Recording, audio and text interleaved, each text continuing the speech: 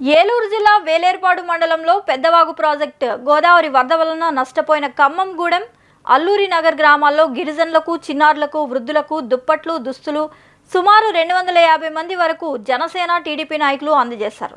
అంతేకాకుండా గ్రామంలో పారిశుద్ధ్య పనులను చేపట్టారు. అంటువ్యాధులు ప్రబలకుండా చర్యలు తీసుకునేందుకు అధికారులతో మాట్లాడారు. ఈ కార్యక్రమంలో జనసేన జిల్లా ప్రధాన కార్యదర్శి రవికుమార్, అఖిల భారత కాపు సంఘం నియోజకవర్గ కన్వీనర్ శ్రీనివాసరావు, మండల అధ్యక్షులు వీరబత్తుల ధనంజయ, వేలేరుపాడు మండల జనసేన అధ్యక్షులు గణేష్, ఆదినారాయణ తదితరులు పాల్గొన్నారు.